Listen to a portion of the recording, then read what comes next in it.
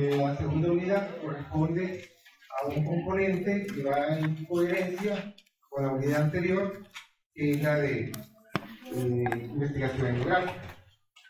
Ahora bien, ayer revisábamos entonces ciertos parámetros importantes de lo que se supone ustedes van a ir a recabar dentro de lo que es investigación cualitativa, y dentro de ese contexto de intervención o de recogida de información, generalmente dentro de la práctica institucional, ya cuando les corresponda, más que todo, estar ante el paciente, cuando ya todos ustedes están frente al paciente, no hay nadie más a la par, corresponde entonces entrar en esa comunicación entre paciente y médico, ¿no? En ese contexto también se da una serie de situaciones en ese proceso mismo de comunicar y transmitir información y corresponder una respuesta en virtud de esa información a lo que es diferentes prácticas que la población tiene, que por hoy se denomina como medicina popular, y dentro de esa medicina popular se construye un lenguaje que en muchos de los casos, y dependiendo de ciertos parámetros o características, es desigual según área local y cultura. Por eso es que tenemos que valorar esta información, porque en su momento ustedes van a entrar en este proceso, ¿ya?, de poder entender y comunicarse con su paciente. Hoy, es más, entre ustedes existe y con el desarrollo de la tecnología, muchas personas se informan y a veces recogen esa información y la procesan mal y generan un lenguaje que disiente de lo que generalmente debe ser. Bien, en cuanto a el tema de hoy,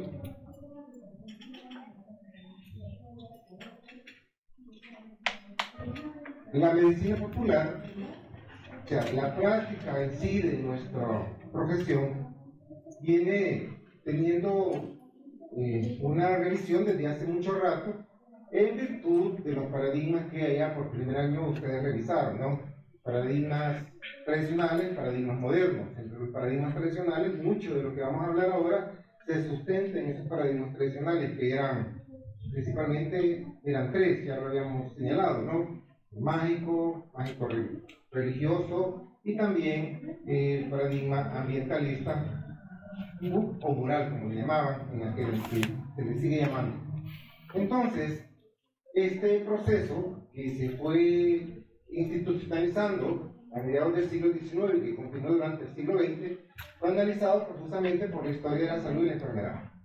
El rol del médico, esta relación que tiene con la sociedad y los intentos de instaurar una hegemonía profesional producto de la transformación de los paradigmas hacia un paradigma biomédico o paradigma hegemónico en el que el médico se vuelve el centro del proceso en sí, entonces dejó por fuera y se diferenció de otras profesiones afines, constituyendo entonces un tema muy importante a trabajarse, porque cuando se empezó a institucionalizar la medicina es que empezó a transformar la idea de que el médico en su dinámica institucional, es decir, en el hospital principalmente o en su consultorio, era el que gobernaba ese proceso mismo de poder entender la salud y la enfermedad. No por gusto, la gran mayoría aún sigue teniendo la idea que para ser médico hay que estar en un hospital principalmente de tercer nivel, para que dejar por fuera todas las demás dimensiones de lo que es la práctica de la profesión.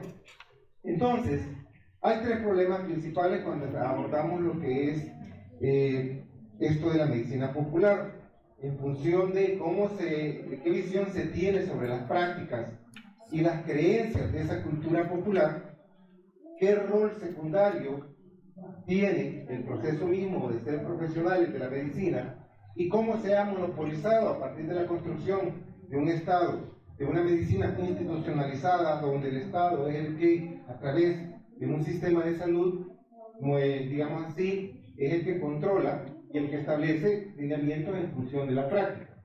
Y el desafío que representa la medicina popular en el presente, y cómo su abordaje desde distintas disciplinas le dan un valor, y que ese es el proceso mismo de la discusión que nos tiene esta mañana. Bien, entonces, prácticas y creencias, procesos de profesionalización y la medicina popular en el presente.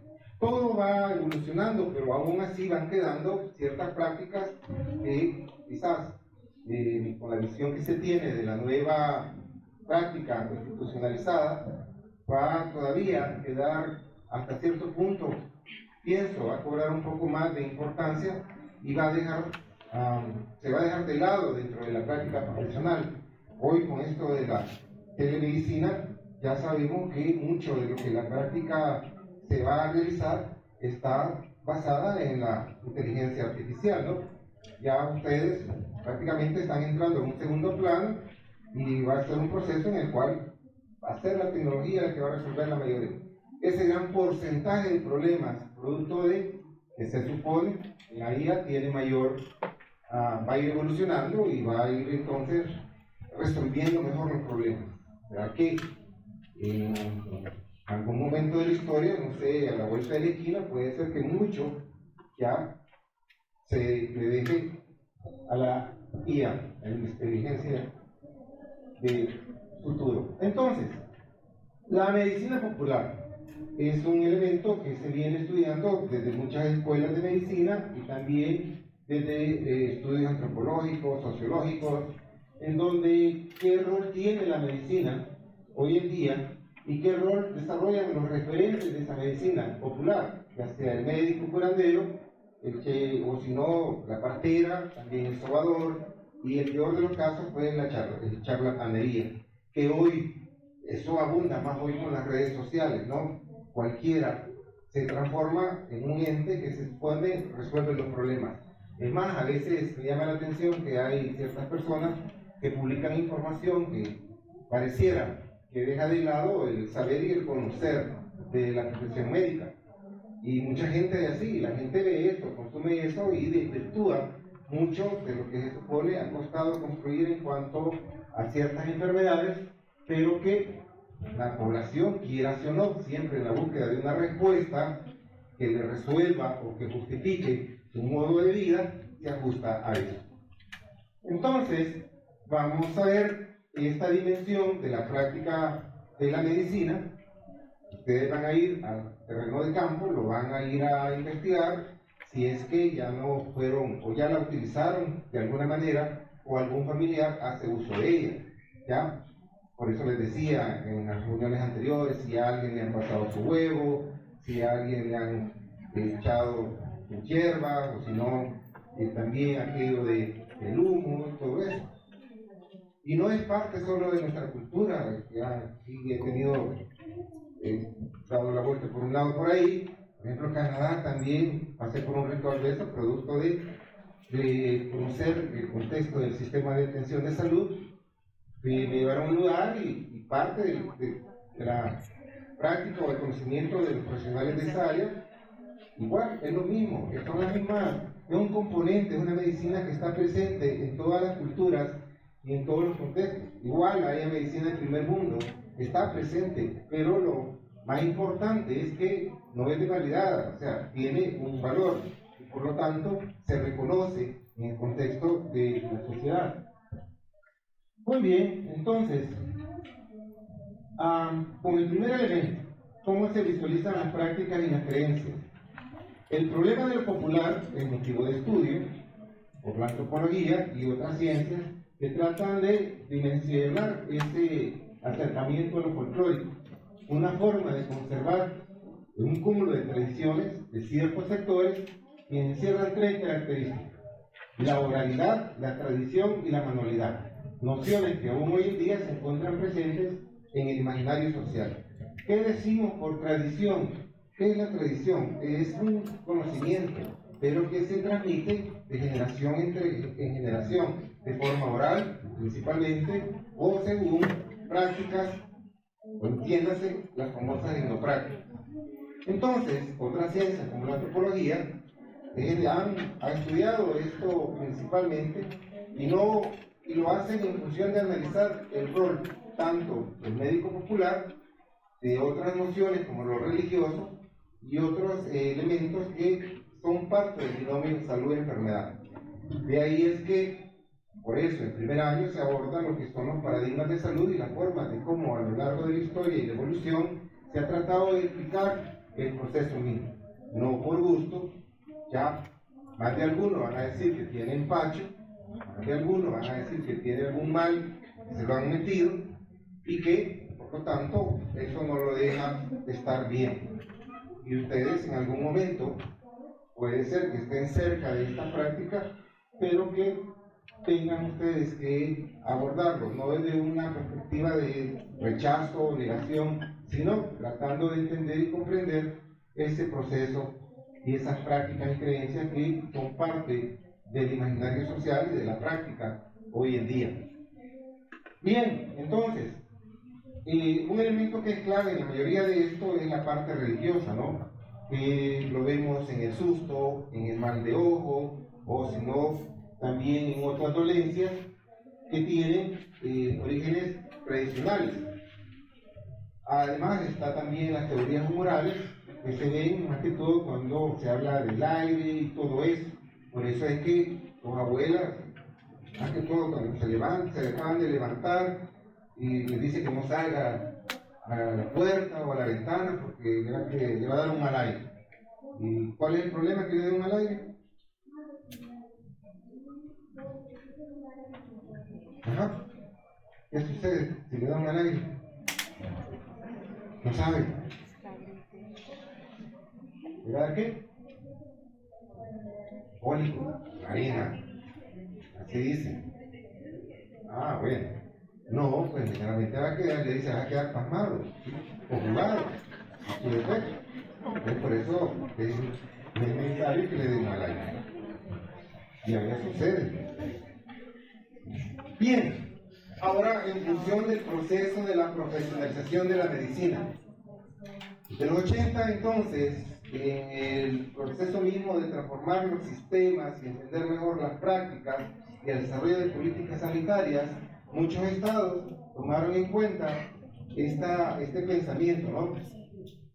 ¿Por qué? Y lo han, hasta cierto punto, lo han institucionalizado en función de la evolución del concepto mismo. Por lo tanto, la medicina popular es un constructo teórico conceptual en donde hay referentes que se les denomina especialistas, pero que recogieron información a partir de investigaciones etnográficas o investigaciones antropológicas en ciertos escenarios culturales y que lo relegaron a esa condición. Pero otros autores, entre médicos y curanderos, que es el libro que se ha realizado, reunió una serie de trabajos que hacían hincapié en la cultura de la salud y la enfermedad. Por lo tanto, la salud y la cultura van de la mano. Mucho de lo que ustedes hacen, o mucho de lo que hacen, es en el contexto de nuestra cultura. ¿Ya? Los trabajos agrupados de estos señores sobre un curandero en una región de Colombia, que es una zona muy conocida por eso, hay muchos registros de la medicina popular en el área sur, marcan el recorrido de las personas y las sociedades al momento de afrontar las enfermedades. Se rescata el peso de esos referentes en la sociedad, el rol que desempeñan y siempre en función de lo religioso, donde generan un sistema de creencias.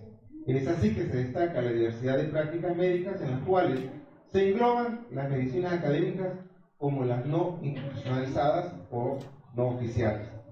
Bien, entonces, es así como es un desafío que hoy por hoy se presenta en la medicina popular y su abordaje.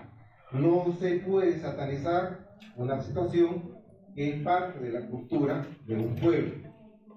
Ya puede ser que ustedes en algún momento, insisto, estén expuestos a esa situación y por lo tanto tratar de buscar mecanismos de integración, de coexistencia y la tolerancia deben de llevarnos a una coexistencia para poder hacer una práctica de la salud y la enfermedad que favorezca en el contexto sociocultural.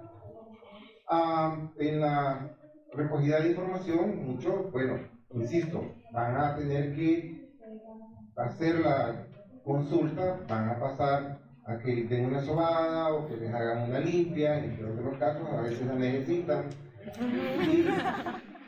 Y digo, porque a veces como que no va muy bien, ¿no? ¿Cómo le fue ayer? ¿Cómo le fue ayer? Bien. No refleja si le fue bien. Entonces, pero a otros no les fue tan bien. Se ve. ¿Ah? Se ve el efecto.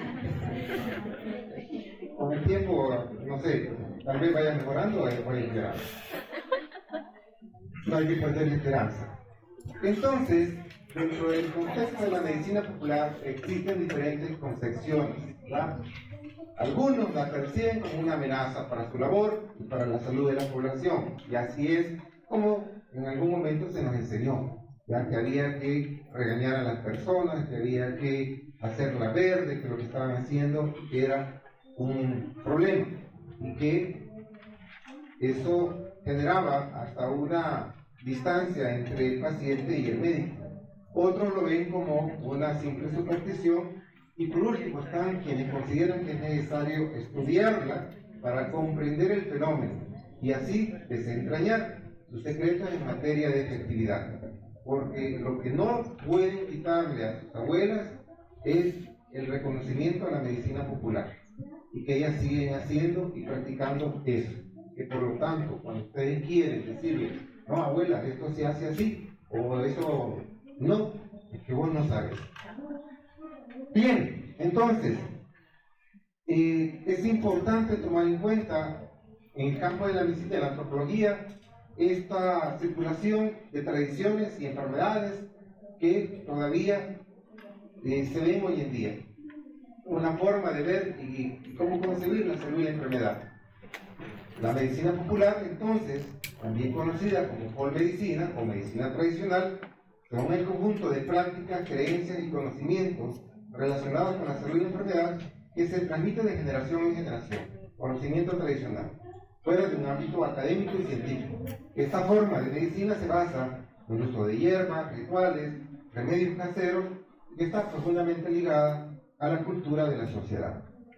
¿Cuál es quizás algún proceso de estos mismos que ustedes han visualizado? ¿Más de alguno ha escuchado algo o ha practicado algo? ¿Sí? ¿O su familia lo ha realizado? Pero algunas prácticas en casa van enmarcadas en esta medicina tradicional. ¿Cómo qué? ¿Qué es lo que hacen sus abuelas? ¿Cómo? La sobada. Sí, tiene sentido, mucho sentido. ¿Ya? El sobado, y para eso entonces hacen uso de herbolaria o aceites que tienen que pasar por un ritual para poder agenciarle un nivel de curación y efectividad. Entonces todo eso es válido, la gente lo realiza, ¿ya? No por gusto vemos a las parturientas cuando salen de maternidad, ¿no? Como van todas borradas, la famosa faja, cubiertas tu cabeza, los tapones en los oídos. Bien, todo eso se enmarca dentro de este contexto y cultura. No se diga a ustedes cuando, por ejemplo, y algo que todavía es válido cuando viene la regla, ¿no? Ya que lo que dicen las abuelas, que es lo que no hay que hacer. ¿Qué no hay que hacer? No comer huevo, ¿por qué? ¿Por qué? Se apesta más de lo que supuestamente ya uno siente, ¿no? Sí, se apesta, la famosa chuquía. ¿Qué otras cosas más? ¿Qué otra cosa no tiene que comer? Pescado, el aguacate, el oro verde. Sí, también el aguacate hay que evitarlo. No, antes no se bañaban, todavía hay un par ahí que se siguen. Hoy, bueno, no sé, o ha empeorado en el sentido de los manos, pero a veces sienten unos olores en las gradas. Terrible, ¿no? Sí, terrible. No sé cómo es que, pero bueno, es parte de, ahí es donde se vuelve importante ciertos aspectos en función de poder entender por qué la gente sigue realizando eso y que, bueno, no ponen en riesgo la vida de las personas, pero es cuestionable. Entonces, ¿qué entendemos como medicina tradicional? Es todos esos saberes y esas prácticas que son transmitidas y que se generan en diferentes culturas. Lo que les decía, unas prácticas no van a ser las mismas que se hacen en la Unión con las que se hacen en Santana, o si no en el norte de El Salvador, ¿ya? Las comidas, o cómo se entiende, por ejemplo, según ciertas investigaciones, el mal de ojo, los de Oriente lo tratan y lo mantienen de una forma, y los de Occidente lo tratan de otra forma, en función de los recursos terapéuticos que utilizan, ¿ya? Otros se atreven a utilizar medicina convencional para poder completar su manejo. Por eso es que se toma en cuenta el contexto local, cultural de una región. Y aquí es donde aparece el curandero, ¿no? Como una variante de una práctica terapéutica no hegemónica, con una fuerte connotación social y cultural. ¿A qué nos referimos con denotación y connotación? A ver, para que no se me duerman. Ajá. ¿Cuál es su nombre? Ahí atrás, la última línea. Sí. ¿Cómo? Marta. Marta, vinimos a la playa. Ya, ojalá que cuando nos toque presentar, veamos cómo se transforma. De hecho, va a pasar a presentar, me imagino yo, es lo más seguro. Bien, Marta, entonces, ¿cuál es la diferencia cuando hablamos de denotación y connotación? Que uno se ve o es algo que se supone o piensa o es un pensamiento más profundo más de algo, y lo que se nota o es más notorio a simple vista. Bien. A ver, si... ¿qué situación podríamos poner para poder entender mejor esto de la denotación y la connotación? Por ejemplo, cuando usted dice,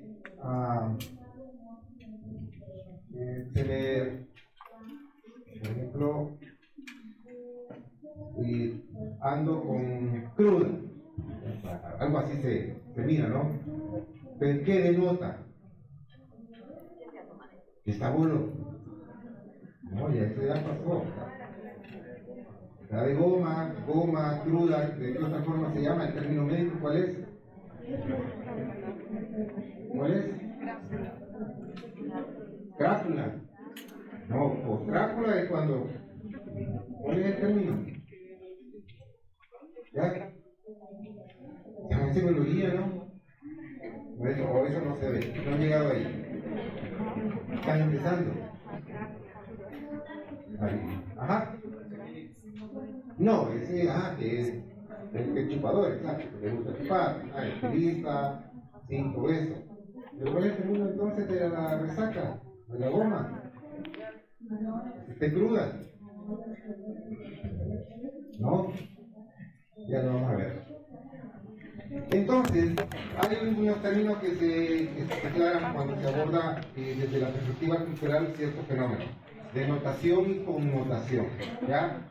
Uno es lo que uno logra ver, pero la valoración o en la crítica que se establece es otro significado. Denota una cosa, pero connota otra. Y eso se toma muy en cuenta a la hora de observar esas prácticas.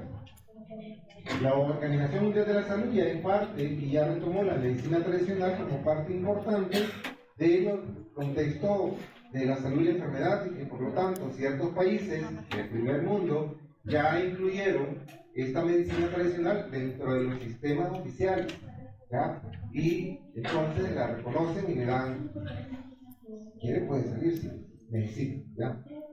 Entonces, siempre entendiéndola como la suma de todos los conocimientos, ya sean teóricos y prácticos, explicables o no, utilizados para diagnosticar, para prevenir y suprimir trastornos físicos, no solo físicos, también mentales, ¿ya? Por ejemplo, cuando alguien sufre de ansiedad o si no se le mete el demonio, saben que hay que hacer algo, ¿sí? Y han pasado por eso.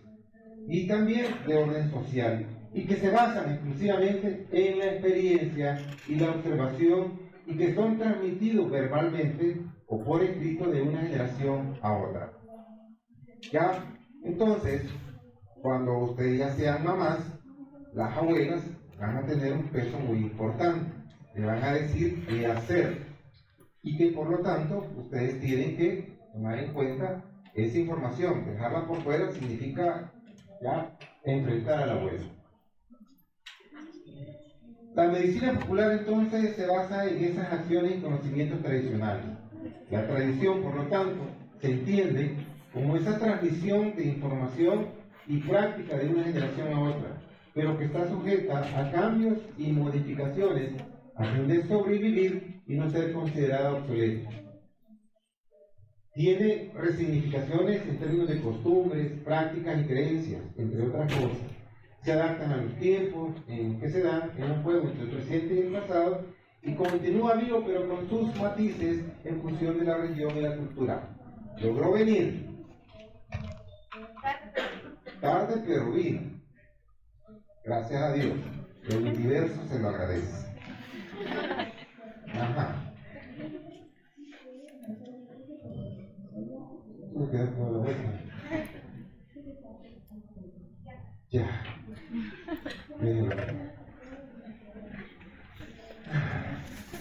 Bien, entonces, su nombre, Rosemary, ¿qué otro nombre tiene? Mariel. Mira, Mariel. Bien, entonces, entendemos todos estos elementos, ¿ya? ¿Qué características tiene la medicina popular? Ya se ha señalado, pero hoy se hace énfasis en la transmisión oral, ¿ya? Conocimiento tradicional de generación en generación. La familia, la comunidad son parte importante. El uso de la famosa herbolaria, ¿ya? Fitoterapia también se vuelve parte importante. Las hierbas y las plantas son uno de los pilares fundamentales de la medicina popular. No por gusto, muchos aún las utilizamos, a veces de forma simple, los famosos té, ¿no? Que nos tomamos para poder decir que favorece ya sea la salud del aparato respiratorio, el aparato gastrointestinal, a veces también cuando están con su periodo de la menstruación, que té les recomiendan, té de manzanilla, ya sabemos sus propiedades antiinflamatorias, ¿sí? Y que todo eso favorece. Entonces, todo tiene contexto y se utilizan para tratar una variedad de dolencias, desde problemas digestivos hasta enfermedades de la piel. Los rituales y los símbolos, muy importantes. Muchas prácticas incluyen rituales, rezos, el uso de amuletos, talismanes para protegerse contra enfermedades o para promover la curación.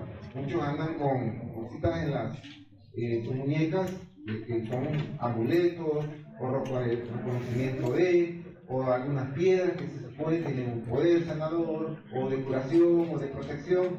Todo está inmerso, ¿no?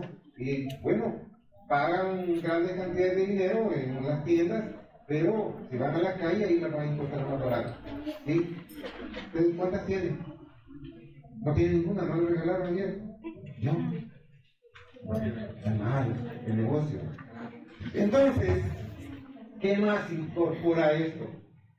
El enfoque holístico, es decir, tiende a ver la salud y la enfermedad desde una perspectiva holística, es decir, una visión integral, entre comillas, considerando no solo el cuerpo físico, sino también la parte emocional, la parte espiritual y la parte social. Por eso que, no por gusto, el curandero, cuando le soba, le abraza, se comunica directamente hacia usted, está internalizando, está logrando esa empatía, ese rapport, que se vuelve importante en el proceso mismo de la atención. La accesibilidad es una forma de medicina que está al alcance de la mayoría de las personas, desde un contexto económico, cultural, demográfico, ¿ya? Y social. En el área rural, lo primero que tienen a la mano es estas prácticas. Lo primero que les va a llegar es esto, ¿ya? Más que todo con los niños, con las embarazadas, ¿ya? ¿Qué beneficios entonces tiene esto? ¿Qué seleccionamos entre la medicina natural y la medicina oficial? El costo y la efectividad. Los remedios caseros y las hierbas suelen ser más económicas que los tratamientos médicos convencionales. Desde el punto de vista cultural y tradicional, refuerza la identidad cultural y mantiene viva esas tradiciones. Y la parte preventiva, ¿no? Muchas prácticas de medicina popular se centran en la prevención de enfermedades. ¿Hay beneficios? Sí, pero también hay desventajas. ¿Cuál es una de las principales desventajas de esa medicina popular? ¿Cuál creen ustedes? Digan. Que no hay una dosificación establecida, sobre todo en el día. No hay una dosificación establecida, muy importante, y eso a veces se traduce en, más que beneficio, daño, principalmente daño hepático, ¿no? O renal, en el peor de los casos también, que son los principales órganos que se ven afectados. Hay muchos tratamientos tradicionales y que hoy los embotellan, los comercializan, que a veces no le dan toda la información a la población. Por ejemplo, el 15, ya en aquellos pacientes que lo utilizan mucho y que se van a someter a una cirugía, cuidado, porque ellos tienen los tiempos de coagulación alterados. Si los meten en una cirugía y no le dicen a su médico que consumen esto, puede ser que tengan un evento en una cirugía que pueda terminar en la muerte. ¿Por qué?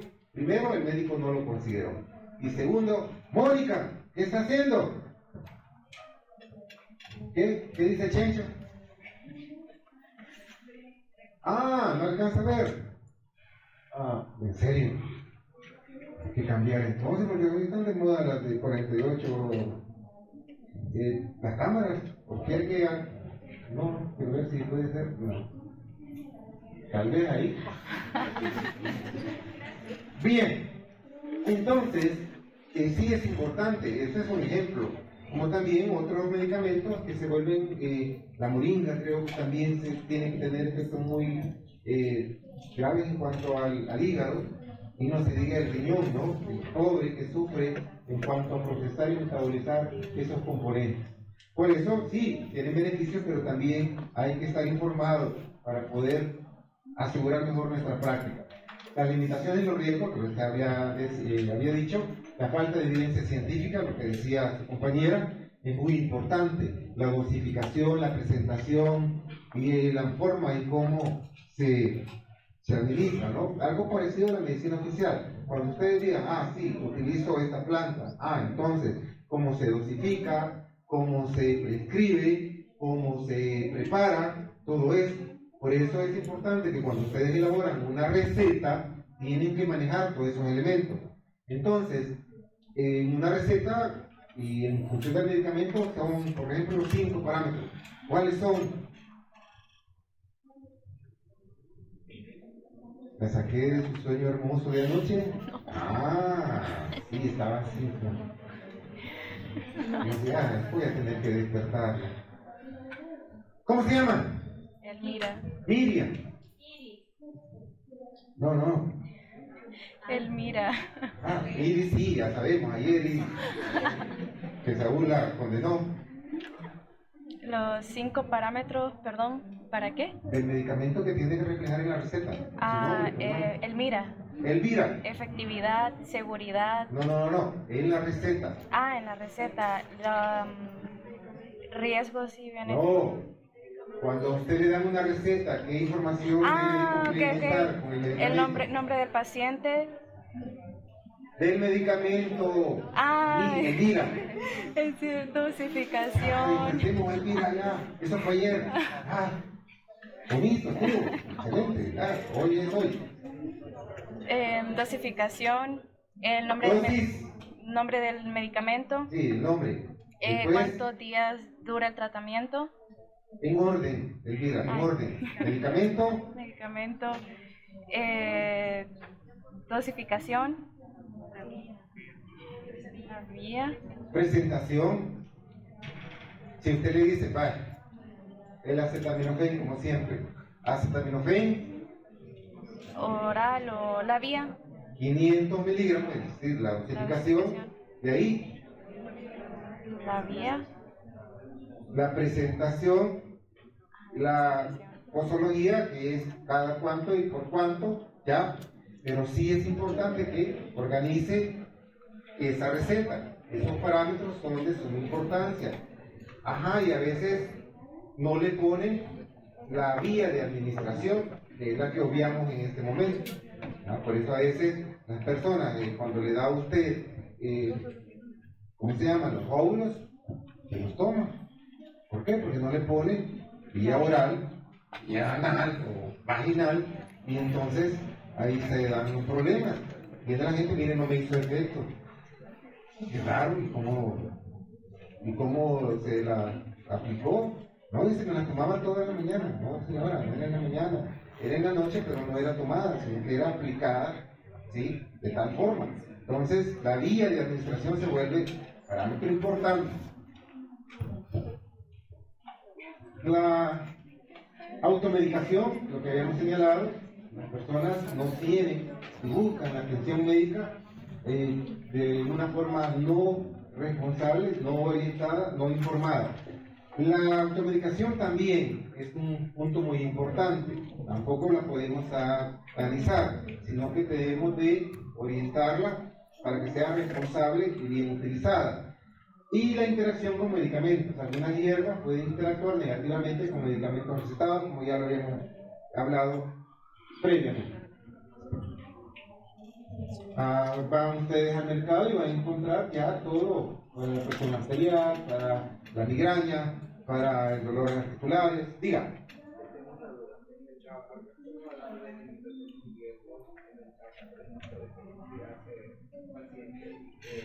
Que muestre de alguna manera el estudio o pruebas después de haber observado y deseado al paciente que las prácticas que está realizando son las causantes del estado de salud actual. En ese caso, ¿cómo se debe proceder? O sea, ¿qué se tiene que decir? Bien, tendríamos que ahí definitivamente de empezar a orientar al paciente no se le va a quitar de una sola vez, como por ejemplo, mire, ya no tome café, ¿sí? O tampoco ya no consuma esto. Tiene que explicarle la razón y el motivo, y tiene que ir bajando la dosis a un punto que la persona vaya demostrándose que el producto, el efecto que tiene es producto del medicamento o de la sustancia que está consumiendo. ¿Ya? A veces es un medicamento y costumbre de mucha gente que lo mismo me funcionó a mí, le va a funcionar. Y a veces que lo toma doble dosis, complica la situación. Y por lo tanto es importante valorar esto y orientar a la población de forma adecuada. Pero hay que demostrar entonces que uno tiene el conocimiento y tiene que demostrarlo. Cuando demostramos ignorancia o inseguridad, no, el paciente no nos va a escuchar. Eso es muy importante. Ahí sí ustedes tienen que ganarle, como dicen, la moral al paciente, demostrándole que son conocedores del tema y que por lo tanto lo que están diciendo se va a cumplir. Insisto, como estaba escuchando a alguien que decía que el problema de la sal no es un problema, la sal hay que consumirla, es algo importante y es que tiene que hasta ayuda a los procesos metabólicos, pero y que lean este libro y que lo que dice el médico no es cierto. No es posible que alguien que no ha pasado por todo este calvario de 8, 10, 15 años en la carrera venga y desvirtúe una información que es de suma importancia para el control de una enfermedad, y de la enfermedad hipertensiva, la enfermedad renal y todo eso. Pero ellos lo ven desde una concepción bien errónea. Y lo peor es que la gente lo sigue, la gente lo escucha y toma esa información. Bien, entonces, entendiendo la medicina occidental, tradicional, alternativa y complementaria, por ejemplo, hay personas que no les gusta que le llamen medicina tradicional. Le llaman mejor medicina complementaria. ¿Ya? ¿Por qué? Ha habido algunos foros de este tipo de práctica. Han venido conocedores, tanto de la comunidad, como también personas que tienen cierta formación académica, oficial, digámoslo así, y prefieren que se les conozca como medicina complementaria. Entonces, son todas esas propuestas médicas y terapéuticas dentro de un modelo con una visión diferente en función de la cultura que les dio origen. El folclore, entonces, ya aquí vamos a la parte de la comunicación. El folclore significa pueblo y folclore, sabiduría, es decir, la sabiduría del pueblo. Eso es conocimiento empírico y generacional. de forma oral y observación. Quien lo practica se considera un ente folclórico, un referente importante de esa cultura. Al jugar, al cantar, al cocinar, estamos haciendo parte de ese registro cultural. Lo que les decía, los de Oriente siguen tomando chuco, helado y rosado. ¿Ya? ¿Por qué y cómo? No sé. Me dieron a probar, yo estuve haciendo el año social en Oriente. Chirilao, detestable, me regalaron chuco. Pero lo probé porque tenía que probarlo. No. No sé, pero totalmente difícil, ¿no? Consumir aquello helado, de color rosa, diferente. La abuela hacía chuco, ella sí. De hecho lo vendía, me acuerdo.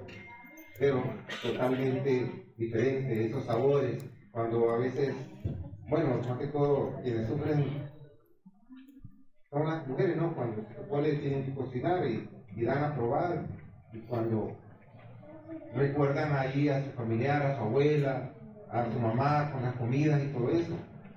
Y a veces la pareja le dan a probar y no recuerda nada, y ya, hay que comerlo. Entonces, al cantar, al cocinar, trabajar en momentos de diversión, a participar en algunos eventos, pues ahí todo eso es el famoso folclore, hasta ir a un velorio, ¿no? Es diferente como lo celebran aquí a como lo celebran en el norte. Es totalmente diferente. Aquí están los famosos tamales, el pan, el café, todo eso que se vive desde un punto de vista folclórico. Este señor acuñó el término en 1846 al publicar en una revista y haciendo referencia a elementos antiguos de gran valor. Los registros y el abordaje del folclore se hizo principalmente en el norte, América Latina también, por los 60, pues hicieron estudios muy importantes de estas costumbres populares y comprende diversas situaciones de la vida diaria. Cómo vivimos, cómo compartimos y cómo nos adaptamos y esa capacidad de modificar esa conveniencia, aspectos que necesitan por sí mismos el abordaje grupal. Todo grupo social busca la manera de trascender y llegar a futuras generaciones transfiriendo valores tanto sociales y espirituales.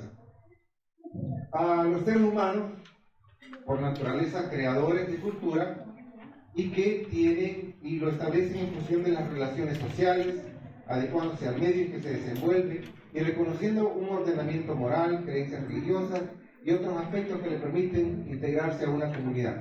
Hacerlo diferente implica ya romper patrones culturales, sociales. Por ejemplo, no dar un regalo el 14 de febrero, ¿qué implica? ¿Qué implicaría para usted si no le hubieran dado un ramo de flores que traía ayer?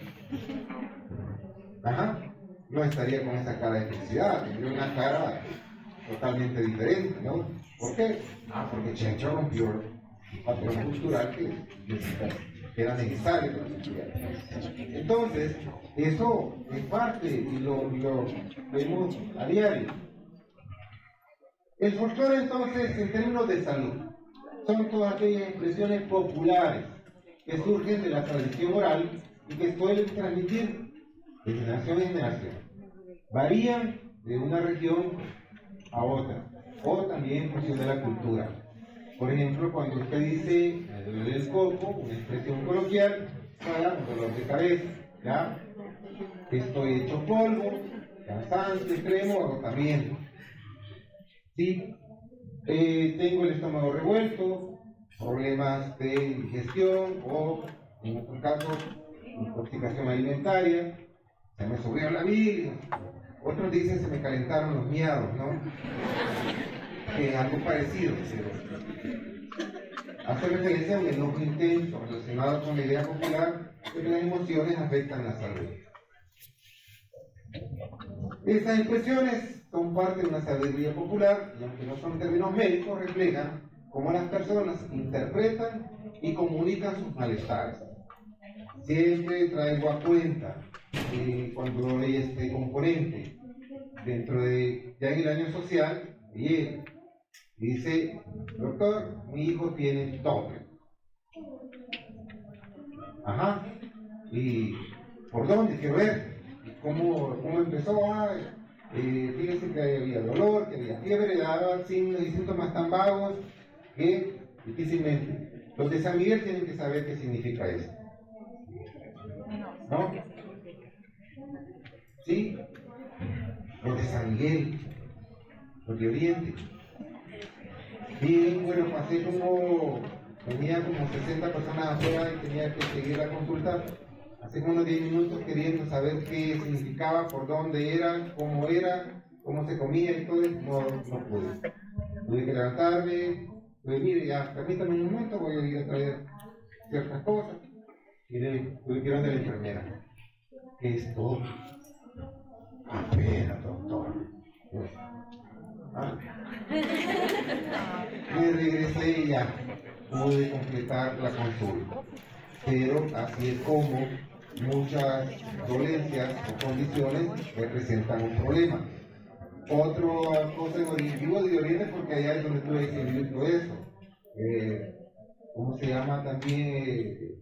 Le decían várigo, algo así, una fogaz también, el fogaz, gas fogaz. Nunca terminé de entender qué era, pero decía, ¿qué es? A ver, usted. Ardor en el estómago. Vale, algo diferente, pero ahí lo decían como una especie de malestar general que se manifestaba a través de dolor, una cosa, o si no, fiebre, por otro lado. Como les digo, nunca logré entender qué era el fugaz. Tengo un fugaz, que me despierta de madrugada y nunca logré entender qué era el fugaz. Entonces, si ustedes van al ámbito rural, bueno, hoy ya pocos les gusta irse. A mí no quería, pero la fuerza me mandaron. El único que quería cambiar conmigo era de Meanguera, tan loco. Me quedé allí en Chirilago. Y sí, Meanguera del Golfo. Ya. Tuve que ir una vez a Meanguera. No en el año social, sino ya trabajando aquí por un proyecto con la Comunidad Europea. Tuve que ir a Meanguera, que travesíamos, terrible, ¿no? La primera vez fue difícil porque tuve que meterme a ese lodo acumulado horrible que está ahí para poder embarcarme en una lancha, pero ya después me la hizo cambiar. Pero son experiencias, ¿no? Hice de la medicina comunitaria, de la salud comunitaria. Era un proyecto de equipamiento de los establecimientos de primer nivel allá por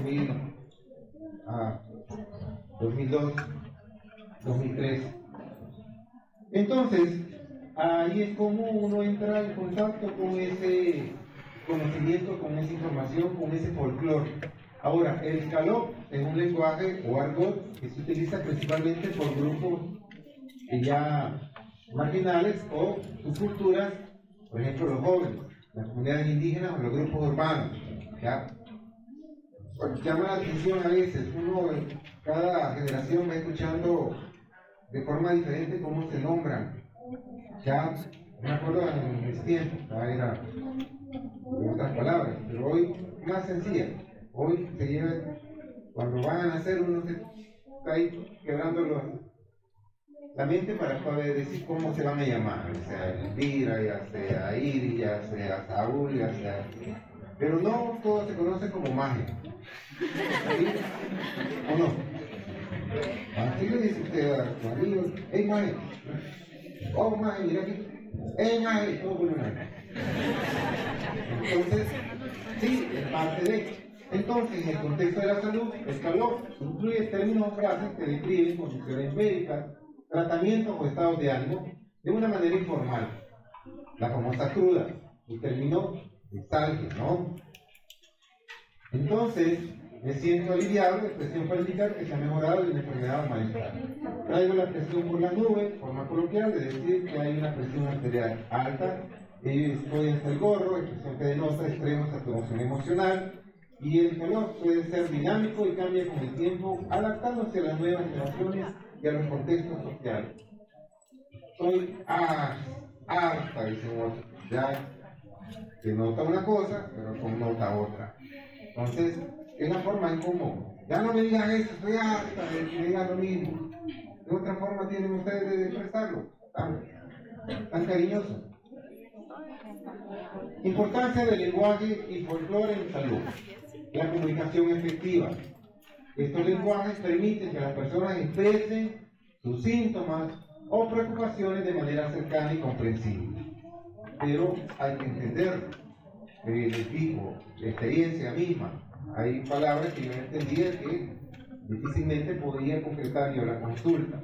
La conexión cultural que debe existir para poder ver cómo esas creencias, esas prácticas pueden ser útiles para el profesional de la salud para entender el contexto del paciente. Hay un registro muy importante a veces en la consulta de palabras que van a ir reconociendo. La educación en salud, por lo tanto, se vuelve importante porque todas esas expresiones nos ayudan para poder transmitir información más accesible y adaptada a la cultura del paciente. Sin embargo, es importante que distingamos entre el lenguaje coloquial y los términos médicos precisos para evitar un malentendido. Muchas personas hoy en día, hoy se informan y leen, pero a veces o leen mal o escuchan mal. Muchos términos médicos los traducen en otras palabras que a veces hay que saber entender. Lo más clásico es la famosa la menstruación, que le dicen la administración, ¿ya? O los triglicéridos, ¿no? Los triglicéridos. Entonces, todo eso, cómo van transformando esa información. Bueno, para no ser tan ignorante, uno siempre pasa por estos aspectos. Me costó, no sé cuánto tiempo pasó para entender que era XO, ¿ya? Sí, en serio, es parte de cambios generacionales. Hasta que me encontré un libro y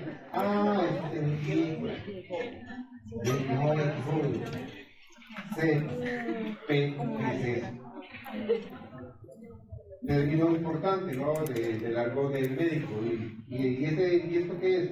CPAP, ¿ya? Ya ustedes se manejan en los hospitales. ¿Y esto qué es? CPAP. El folclore, entonces, en la medicina comunitaria tiene un interesantísimo valor. No solamente nos referimos a los mitos y a las actitudes, sino también dichos y palabras que se escuchan a lo largo de años de profesión. El lenguaje folclórico en la medicina comunitaria se refiere a las expresiones, términos y formas de comunicación que surgen dentro de las comunidades para describir enfermedades, síntomas, tratamientos y prácticas de salud. Este lenguaje está profundamente arraigado en la cultura local, las creencias y las tradiciones, y se transmite oralmente, como ya lo dijimos, de generación en generación. Es una herramienta clave para entender cómo las comunidades perciben y manejan la salud y la enfermedad. Esto lo van a vivir más en el ámbito rural, ¿ya? Aquellos que vayan a las zonas fronterizas, a hacer baño social, hoy no dejen de lado esos cursitos que dice el ministerio, porque si no lo hacen, a veces lo toman en cuenta y le pueden llevar un muy alto, pero si dejaron de lado esos examencitos que les hacen hacer ahora, resulta que muchos con un alto CUM tuvieron que ir a áreas bien lejanas. ¿Por qué? Porque le bajó el valor total de lo que ellos toman en cuenta. Hoy todo está cambiando, ya no solo es por un parámetro, se toman otros y así sucesivamente. Nunca descuide esos elementos. Y entonces, dentro del Ministerio de Salud hubo bastante cambio, ¿no? En algún momento, cuando se tomó en cuenta el rol de estas prácticas institucionales, de estas prácticas no institucionales, del curandero, de la partera, ¿ya? Pero hoy, con las nuevas políticas en términos de salud y enfermedad, han sido relegadas de nuevo. Bien, ya lo dijimos, nos permite comprender las causas, de cómo se diferencian las enfermedades, los procedimientos, la forma de curar, la forma de prevenir. Algo que es importante cuando ustedes vayan a ver cómo es que se aborda el empacho, cómo es que se aborda el jugo, el susto, el mal de ojo. Cuando le pidan los recursos terapéuticos que utilizan, se van a dar cuenta que unos utilizan una cosa, otros otra, pero siempre están al margen de la religiosidad y todo eso. Y es que la religión es parte importante de nuestra forma de vida y entender las cosas, ¿no? Porque todavía hacemos muchas cosas que tienen una base religiosa. El hecho de ir a una misa y hay varios rituales corresponde que se practican y a veces, muchas veces, no se tiene claridad al respecto. O cuando van a otras culturas, a otras regiones, por ejemplo, los que ya han ido a Israel, han ido al muro occidental, ¿verdad? ¿Quiénes han ido a Israel? Ninguno. No les cansa. Ay, la cansa. No. Bien, los que han ido al muro occidental saben que, por un lado, y ahí nadie dice nada de cuestiones de derechos y igualdad de género ni nada. Los hombres, para poder acercarse al muro occidental, entran por un lado y las mujeres por otro lado.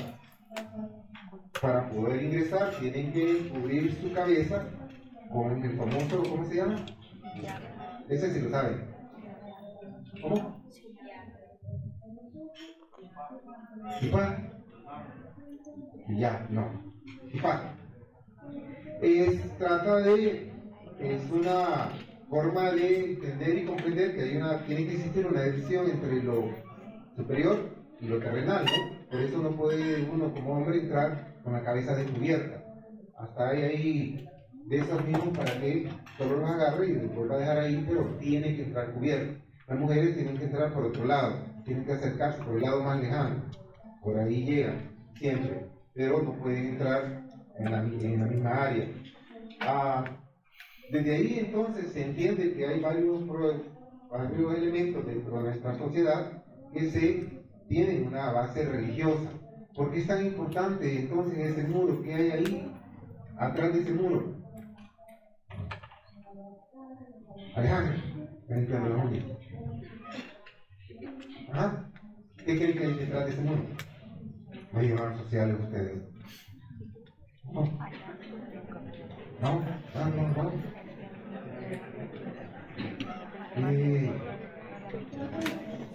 ¿Qué lugares conocen entonces?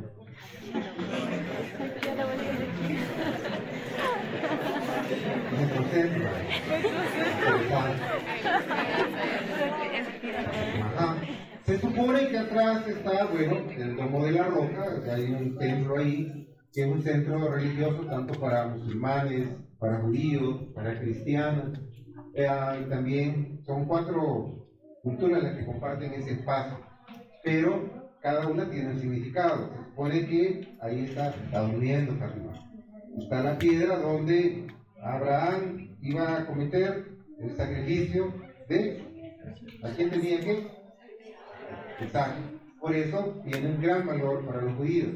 Para los musulmanes, ¿qué valor tiene? Donde Mahoma, en su carro de fuego, se elevó a los cielos. ¿Ya? Por eso es el segundo punto más importante después de la Meca. ¿Ya?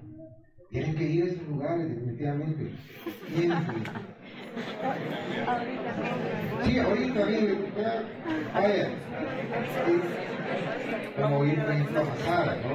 Masada es una fortaleza maravillosa en su tiempo. Y el valor que tiene Masada para los judíos, los israelíes. Ustedes dicen, israelita es un contexto cultural antiguo. Eso es israelí. Entonces, para los judíos todo eso tiene un valor simbólico, religioso. Es una tierra pequeña, tiene casi el mismo tamaño que nosotros, pero desde 1948 creo que se realizaron, han evolucionado horriblemente, a diferencia de, claro, cuando ustedes ven las tierras de los que no son judíos, ven desigualdades dramáticas, pero es una división histórica y religiosa bien profunda.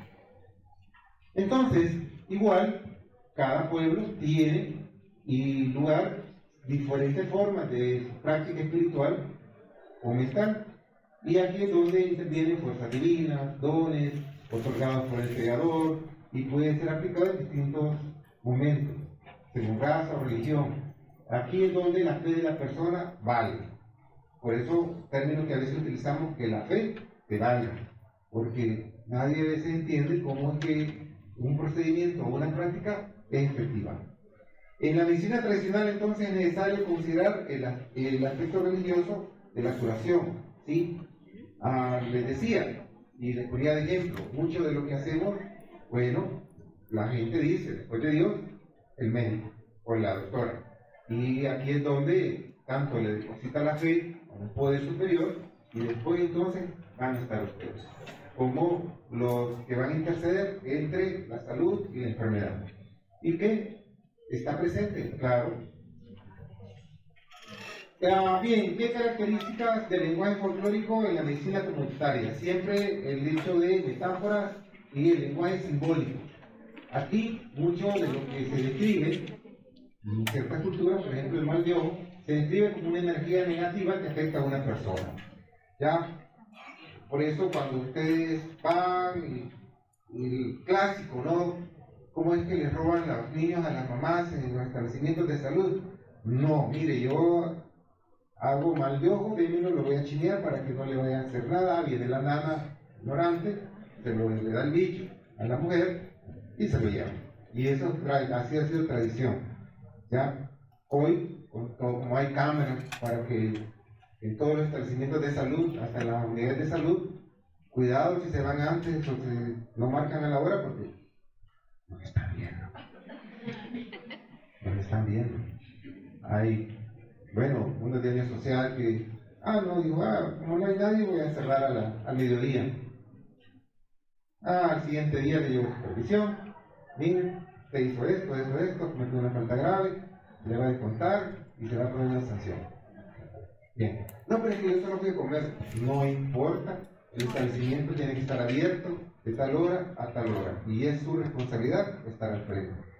Vimos por la cámara y usted, no había nadie, ni la enfermera, y este establecimiento estaba cerrado. Se los clavaron todos. Así que, cuando les toque ir al año social, tengan cuidado, no los vayan a agarrar. Terminología local. Sí, las comunidades suelen tener nombres específicos para enfermedades o síntomas, que a veces no coinciden con otras regiones. Relación con la naturaleza, estos están vinculados a elementos naturales, plantas, animales o fenómenos climáticos. El enfoque holístico, ya lo habíamos hablado también, que no solo es en función de lo físico, sino lo emocional, lo mental, lo social. Y los rituales y las famosas prácticas, ligados a rituales y prácticas curativas, hierbas, baños, rezos o las limpias por las cuales ustedes van a pasar. Les hagan una limpia, les hagan una sobada, que les pasen el huevo, ¿sí? Para poderles quitar ese mal. Bueno, para ir muy lejos, ¿no? La oración quita calzón. ¿Sí? ¿Alguien la compraron? ¿No? En parte, sí, ahí está. Antes no se habían desarmonizado, pero todas esas tiendas estaban alrededor de la iglesia del Calvario. Ahí encontraban hasta lo último para poder convencer, para alejar, acercar, todo eso. Entonces, ¿cuál es la importancia del lenguaje folclórico en la medicina comunitaria? Siempre la parte cultural, la conexión cultural que debe existir de forma efectiva y respetuosa. No podemos desvirtuar, mucho menos hacer ver mal a aquella persona a la cual ustedes van a ir a investigar. El acceso a la salud es una forma, ¿ya?, de comprender este proceso mismo del trabajador de la salud, donde debe adaptar los mensajes y recomendaciones para que sean más accesibles y aceptadas por la comunidad. A veces es bien difícil porque tenemos que ir en contra de, pero hay que ir a hacerlo de forma ya tranquila, calmada, no es regañando ni insultando a la persona o a la mamá que vamos a corregir eso. Siempre hay que hacerle ver que a quien compromete en términos de salud y vida es a tu hijo. A la preservación de tradiciones es importante, no lo vamos a ocultar, no lo vamos a quitar, tenemos que reconocer que es parte de la tradición y que en algún momento la comunidad misma tiene que integrar saberes para poder entonces transformar y cambiar una realidad, permitiendo entonces una atención más integral y culturalmente sensible. Bien, aquí es donde ustedes es importante, ¿no? Su práctica clínica. Ya empezaron a hacer historias clínicas, ya empezaron a hacer presente enfermedad, ya como examen físico. Todo eso lo vamos a ver bien quizás en la clase taller. A nivel institucional ustedes lo están haciendo. En el primer nivel ya pasaron por las unidades de salud, ya vieron que a veces los instrumentos que ya están diseñados son claros en ver qué es lo que ustedes tienen que registrar. Hoy todo se facilita más porque son parte del sistema integrado de información, donde en la red ya toda la información la suben. Bueno, a veces esto genera un conflicto que debe ser resuelto. La contribución de la historia clínica, principalmente la anamnesis en sus primeras, resulta un problema y hay una discrepancia a veces entre los signos y los síntomas de cómo se entienden y cómo se comprenden. Esta discrepancia se vuelve importante ya que enfrentan como estudiantes el rol importante que deben de ganar, ¿no? Esa confianza en función del conocimiento que manejan de la semiología, validando y verificando en la entrevista eso mismo. Importante, van a ver, por ejemplo, cuando la famosa frase, señora, diga 33, para evaluar, ¿sí? Y dice, siga, 34, 35, 36, no, señora, 33, siga diciendo 33. A veces también tenemos que ser lo más claro posible con la persona. Si no lo explicamos como debe de ser, ¿qué respuesta podemos obtener? ¿Ya? Recuerdo el profesor de anatomía que decía, llegó la paciente y le dije, mire, acuéstese en la mesa ginecológica, ¿cómo me pongo? Así como la primera vez. Y cuando la oyó, dice, contó en su chiste, que la señora estaba toda descompuesta. No fue la primera vez, que fue en un Volkswagen. Entonces, eso es importante. El desconcierto es mayor cuando existe distancia social suficiente entre el estudiante y el paciente. Entonces, el relato recibido no es posible de registrar con los códigos cifrados por la semiología. Ahí es donde ustedes tienen que traducir la información a hacer el uso de semiológico. Por eso, cuando presentan sus historias clínicas, hay unos términos que tienen que tener cuidado cuando se lo presentan a su profesor, claro está. ¿Ya? Algunos términos sí se les pide que lo coloquen entre comillas, pero de ahí tienen que hacer uso ustedes de su conocimiento semiológico para poder orientar y construir de forma cronológica ya la presente enfermedad. ¿Qué porcentaje nos da de diagnóstico la presente enfermedad cuando está bien elaborada? 85%. Donde la presente enfermedad, no estoy diciendo presente enfermedad más examen físico, presente enfermedad es un porcentaje, presente enfermedad más examen físico, donde voy a ir a verificar todo aquello que ya estuve procesando de la presente enfermedad, claro, un 85%. El 95% entonces lo da, ¿qué lo da?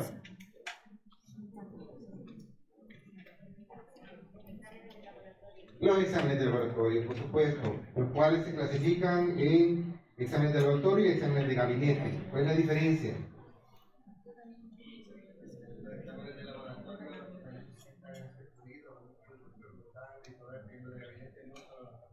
Exactamente.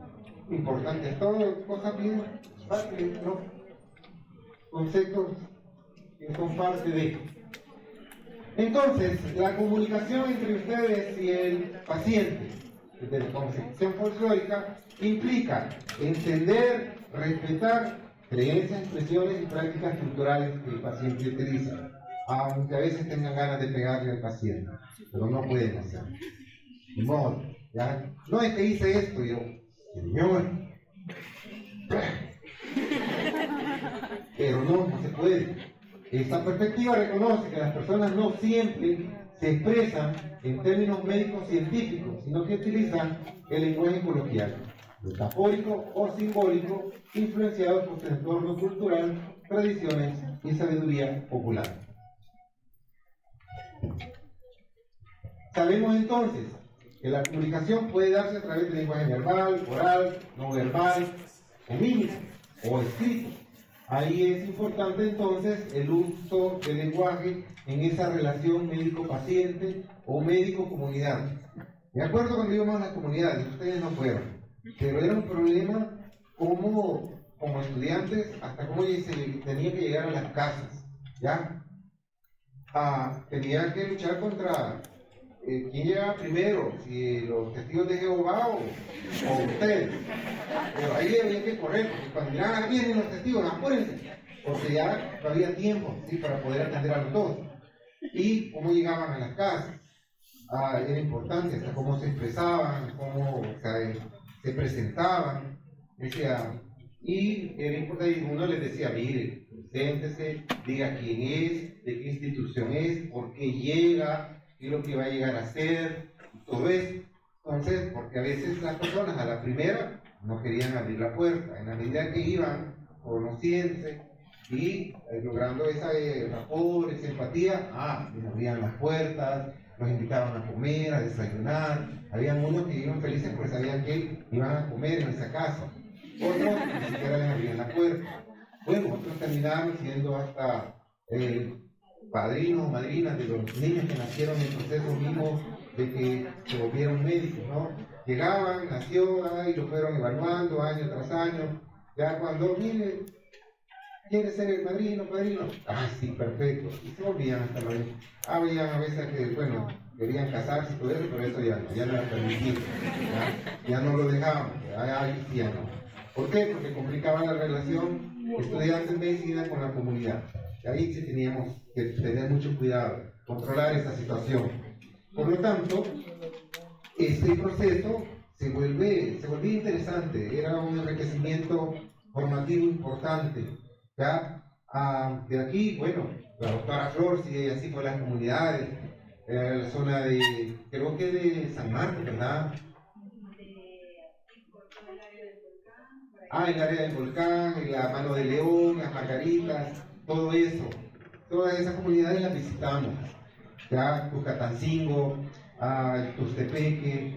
Bueno, como le digo, el lugar más lejano de San Salvador que fui con grupos de estudiantes fue a Rosario de Mora. Toda esa zona rural fue un enriquecimiento muy importante.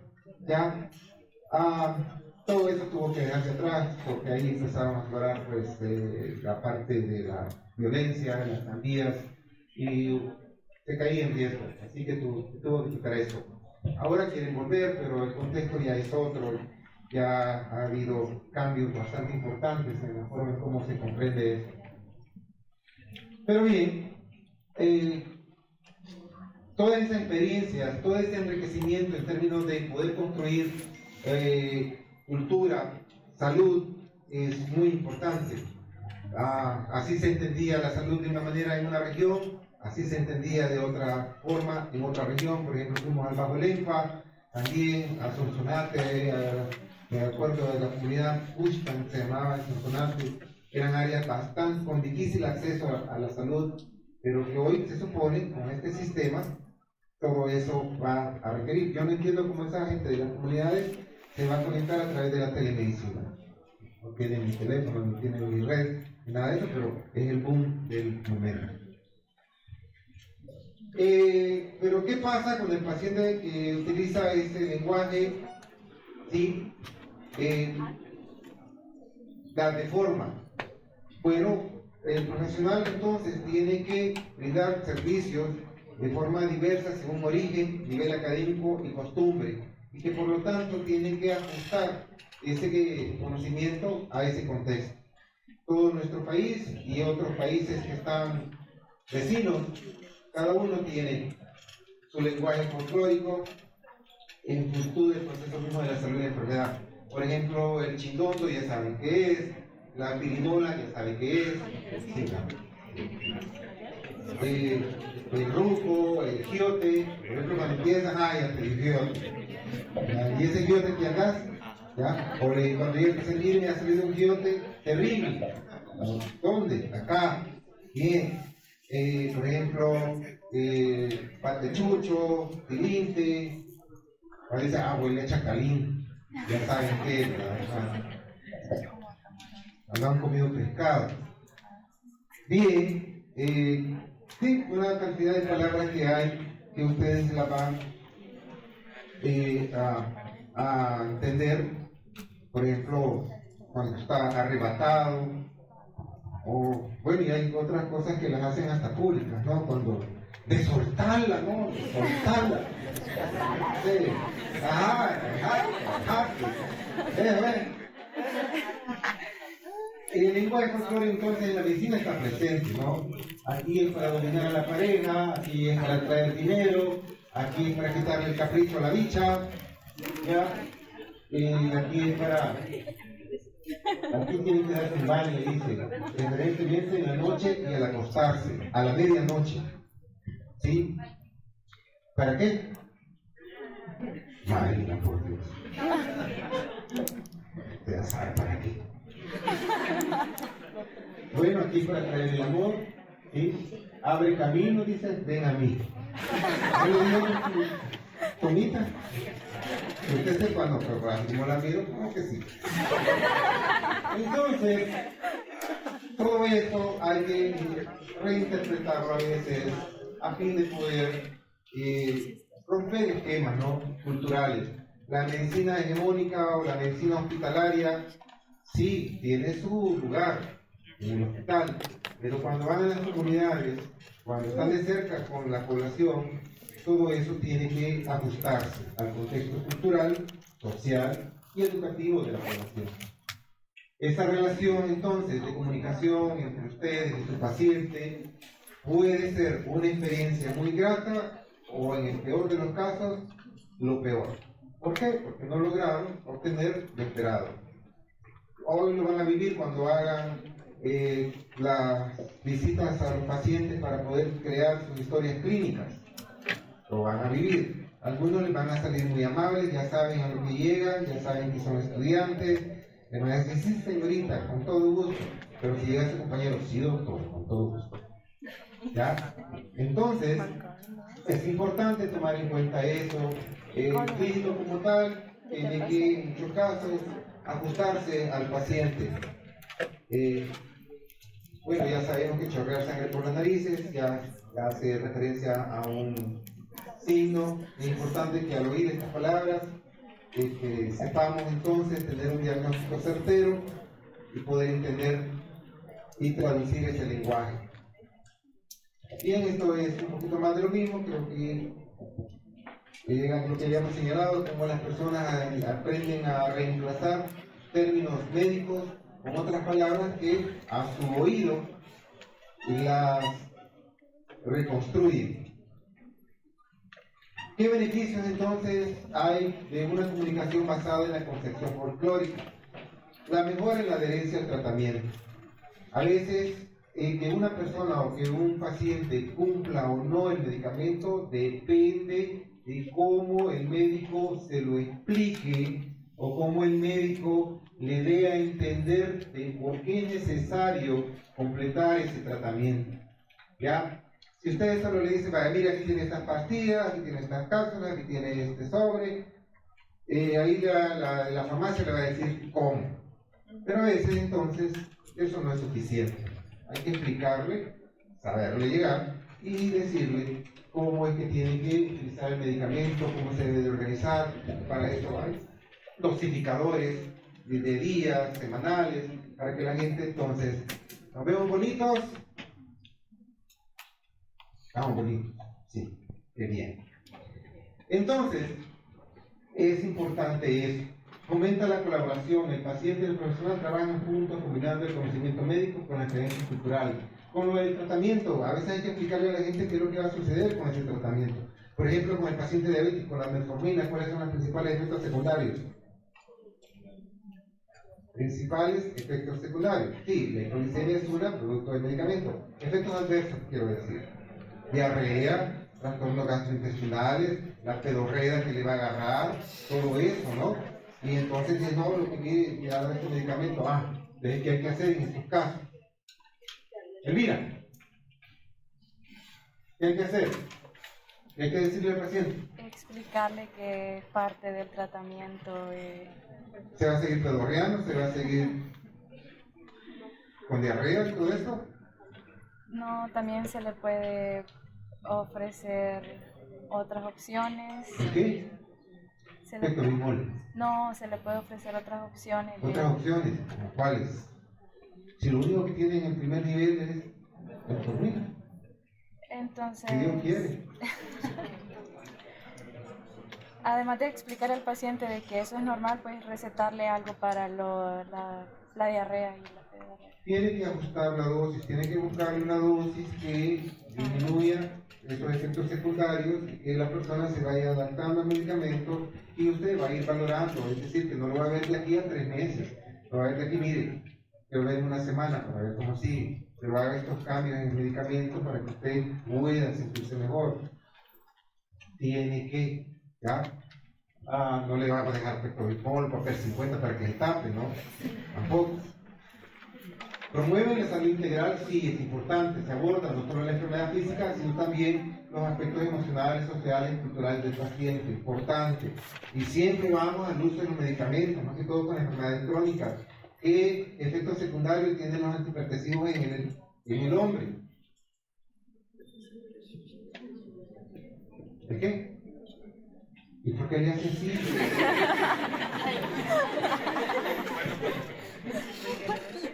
Que se armaba. Bueno, sí, se me olvidó el nombre. ¿Cómo dijo que se llamaba? Si le gusta estar las manos, ya veo. Marielo, sí, ahora sí. Marielo.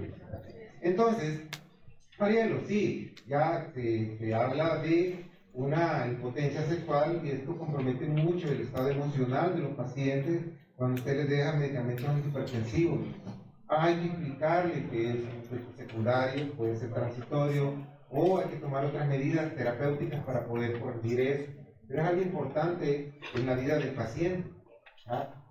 Si no sé, sus papás toman antihipertensivos o toman antidiabéticos, tienen consecuencias en las condiciones de vida de las personas.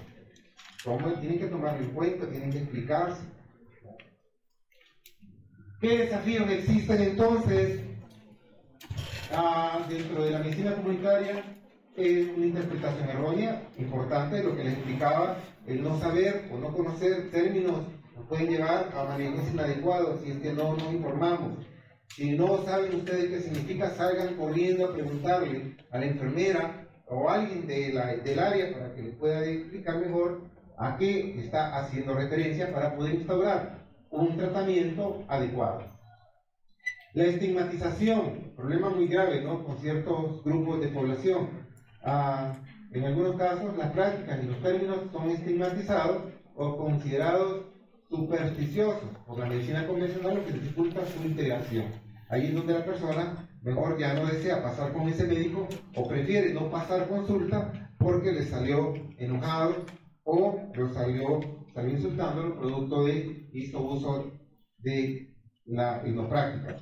Y la falta de validación científica siempre no tiene una base científica, simplemente parte de la tradición.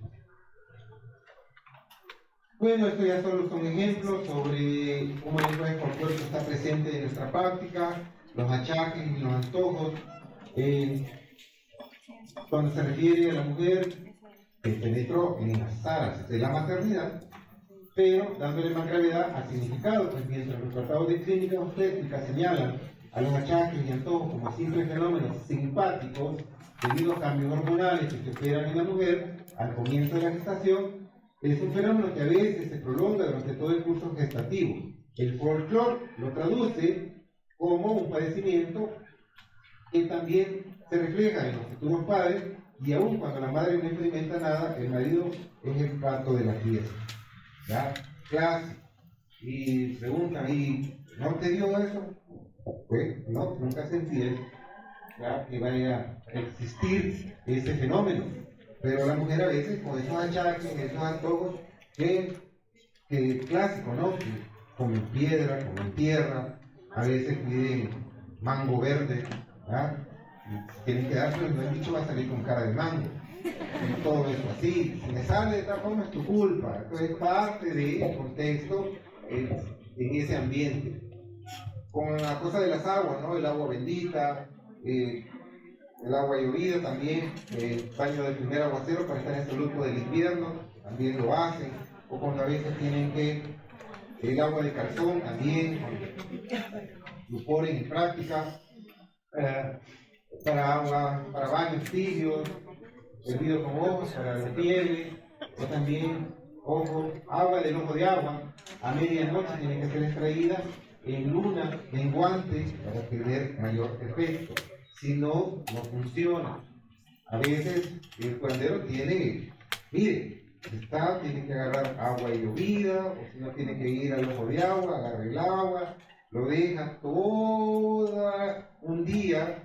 ¿Sí? A la medianoche usted tiene que ir y santificarse, ¿ya? Y hacer en cruz, bla, bla, bla, y hacerse la toma. Con eso, santas partes. Y todo eso la persona lo realiza. Bueno, el famoso aire, ¿no? La persona dice, genera una neuritis o una lesión en un nervio que puede ser leve o profunda. Una neuralgia que se traduce en una fractura o un espasmo muscular, lo cual restringe o imposibilita los movimientos del cuerpo, una tortícolis, una parálisis facial, una parálisis ligera, pero la gente lo traduce en que un aire se puede traducir en que le dé pasmazón, o que quede jugado, o que quede medio tonto. El estado de choque, bueno, como las personas lo traducen, encuentra marchita, desmadejada, pela los ojitos y los tuerce. Es un término que siempre lo exploro, que se traduce con eso. Paola, ¿qué está diciendo la señora? ¿Qué tiene? ¿No? ¿Alejandra? Tampoco. Mariel. ¿Mariel? ¿No? Tampoco. Saúl. Cuando dice, pela los ojos y los tuerce para atrás, ¿qué está sucediendo?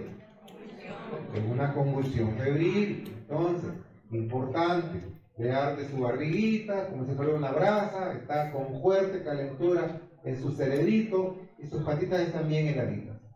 Si es un cuadro respiratorio agudo, dice que tuece, ¿ya? Echa la polla, y usted le pregunta, ¿y la polla es verde o clarita? Sí, ya las ha visto, ¿eh? Más que todo es una costumbre de la gente. Verde, blanca, no hay problema. Está con fuerte acedecido y antes de arrojar, se le suspendió la fiebre con antísima, se le bucearon los ojitos, le dio alterencia, bueno, todo eso. Ya ustedes ya no dicen calentura, ¿verdad? El término médico es fiebre, pero la gente dice que tiene calentura. ¿Ya? Ustedes si me dicen, no, cuando presenten su cuadro clínico, no, tiene calentura, calentura es otra cosa, calentura es lo que pasó ayer. ¿Ya? Fiebre es lo que se establece como el término necesario. Cuadro gastrointestinal, ya a veces tiene un fuerte resfrío, ¿no? Que le llaman también de los intestinos, que es diarrea. Le crujen las tripas, su estomaguito no soporta nada, todo lo arroja, le brinca el corazón, tiene una mudrición, un término bastante frecuente en Oriente, tiene mudrición, ¿ya? Cuadro de vías urinarias, bueno, está estancado, tiene mal de orina, ¿por qué? Porque se sentó sobre una piedra caliente, ya fue al río y de ahí le dio. Huele hediondo, huele fuerte, está caliente, ya, todo eso. Son términos que nos van a escuchar. Bien, entonces, cipotes. Se reconoce salvadoreño cuando va a otro país, bueno, más que todo en el norte, ¿no? Estos hipotes. ¿Tienen preguntas?